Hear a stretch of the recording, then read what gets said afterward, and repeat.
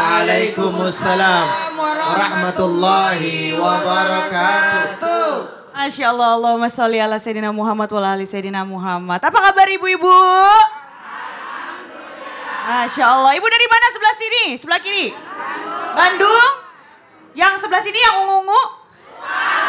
Sukabumi, Masya Allah ini udah seger-seger banget ya pagi hari ini. Dan semoga aja perkumpulan kita hari ini membawakan hikmah, berkah juga untuk mengiringi doa kita di setiap hari. Nah ngomong-ngomongin soal doa nih ya, pernah gak sih ibu-ibu dan para jamaah yang ada di rumah juga kadang-kadang merasa kok sudah doa pagi, siang, malam, tapi kadang-kadang doanya kok belum dijawab. Pernah gak? Pernah? Ya Allah, subhanallah ya. Jadi kadang-kadang tuh kita merasa kita kok sudah doa, doanya tuh kadang-kadang kayak ngerasanya udah bener. Sampai segala doa tuh udah dilakuin, udah zikir segala macam. Tapi kadang-kadang juga kok lambat ya. Tapi sebenarnya bukan Allah yang lambat menjawab doa kita. Karena Allah gak akan zolim ke hambanya. Dan bukan juga doa kita yang sia-sia. Karena tidak ada usaha apalagi doa yang sia-sia. Jadi ini dia tema di pagi hari ini. Keajaiban terjadi setelah aku mengubah cara doaku. Itu emang kita tuh harus hati-hati dalam berucap ya? Ya, kullu kalam ad-doa, setiap ucapan adalah doa. Oh, jadi itu yang namanya doa itu salah atau bagaimana sih?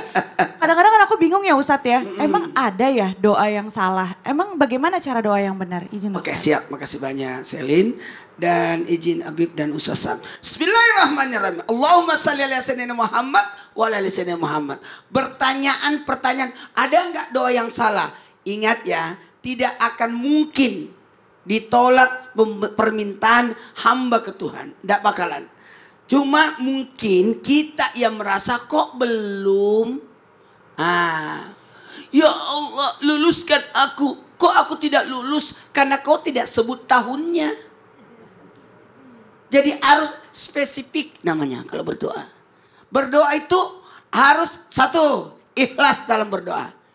Apalagi bersungguh-sungguh, penuh harap. Ya, jangan sombong dalam berdoa, jangan memaksa dalam berdoa. Ya Allah, kalau kau tidak kabulkan saya berhenti sholat. Ya enggak usah.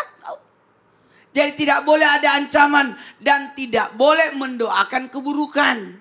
Tidak boleh. Bahkan ada adab-adab dalam berdoa. Ngadap kiblat. Kalau memang niatnya berdoa, ngadap kiblat. Angkat tangan, memperlihatkan kesungguhan dalam berdoa itu dengan mengangkat tangan dan berharap dan yakin dikabulkan, insya Allah. Karena kadang-kala kita berdoa timbul keraguan-raguan, kayaknya nggak dikabulkan. Harus optimis dan isi doa itu sebaiknya diawali dengan puji-pujian. Bu, mau nggak dikabulkan permintaannya? Kalau ibu minta sama suami ngapain? Gimana cara mintanya? Pinter. Puji-puji dulu. Suamiku ganteng gitu. Maka sebaiknya diawali puji-pujian. Meraih ridho rahmat Allah. Makanya ada kalimat iyyaka na'budu. Itu penting itu di dalam surah Al-Fatihah. Ada ayat hanya engkau yang kami sembah dan hanya engkau lah kami mohon pertolongan. Maka sebaiknya sebelum berdoa usaha dulu. Makanya doanya orang yang sudah berpuasa diijabah. Doanya orang yang sudah bermajelis diijabah. Doanya yang orang sudah bersedekah diijabah. Sesudah bersedekah ijabah. Apalagi ketika kita sudah betul-betul ibadah sesungguh-sungguhnya. Bahkan mohon maaf, jadi kita lihat adabnya dulu. Isian doanya. Gimana tata caranya. Apa makna di dalam permintaan itu sebenarnya. Pokoknya hari ini dibahas tentang itu. Masya Allah. Jadi kita akan membahas bagaimana cara doa yang benar juga ya Ustadz ya. Iya, lebih lanjut. Iya benar juga ya. Tapi gimana sih kalau misalnya kan kadang-kadang kita perempuan nih. Perempuan tuh lagi datang bulan gitu, terus gak bisa berdoa itu gimana tuh? Itu akan dibahas di segmen berikutnya. Wah iya benar juga ya. Jadi jangan kemana-mana, langsung aja. Jadi kita sekarang mau nanya ke Habib Usman. Izin Bib. Ya, Habib, gimana nih Bib ya caranya Bib? Kadang-kadang kita ngerasa, aduh kok doanya belum juga dikabulin. Padahal kita udah ngelakuin banyak doa. Kalau zaman dulu yang aku tahu kan Bib, kadang-kadang kan kita suka dengar Nabi Yunus berdoa ini. Ada nabi-nabi lain juga berdoa. Nabi Yunus berdoa karena ditelan oleh?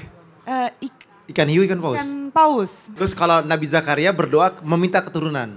Terus satu lagi Nabi Ayub. Ada Nabi Ayub Nah, juga. Nabi Ayub itu berdoa kepada Allah agar disembuhkan penyakitnya. Masya Allah, jadi itu gimana ya? Kadang-kadang kita kok udah ngikutin cara berdoa tapi kok masih belum juga, izin Bib. Ya, Khair Selin, Ustadz Maulana, Ustadz Syam.